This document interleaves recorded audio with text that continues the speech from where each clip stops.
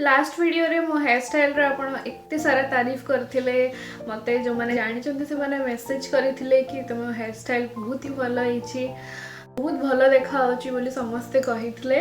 तो मु सेही हैक आपनक सहित शेयर करिया पई चाहूची नेचुरली मो हेयर वेवी कर्ली नुह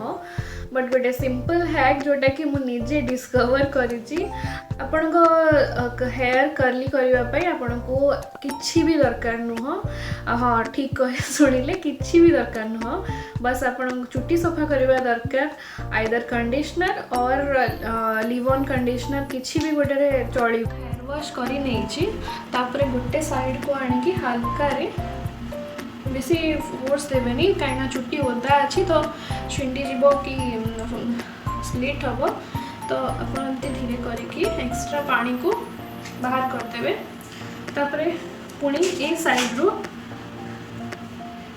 एमती करके हल्का हाथ रे एठू एक्स्ट्रा पानी बाहर करदेवे तापर टावल यूज करें एमती गोटे गंजी कपड़ा नेबे कि टी शर्ट नहीं पारे तो ताको हल्का रे बस एमती करेंगे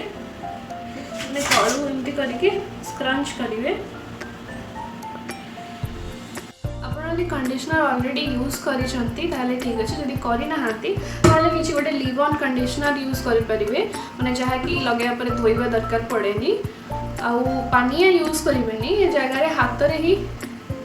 डिटांगल करने हल्का हल्का हाथ रे एमती ट्राई करेंगे पूरा बेसी डिटांगल करने भी दरकार नुह जी है हल्का हाथ रे आपन टिके डिटांगल करदेवे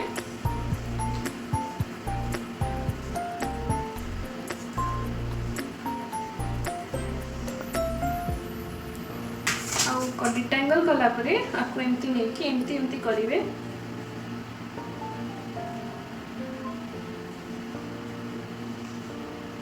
स्क्रंच करेंगे ताकि जो कर्ल्स अच्छी नेचुरल कर्ल्स जहाँ अच्छे से एनहांस हम जब आप कर्ली हेयर और जब आप वेवी हेयर कि स्ट्रेट हेयर भी ताले ए प्रोसेस रे आपनकर कर्ल्स आसीजिवो।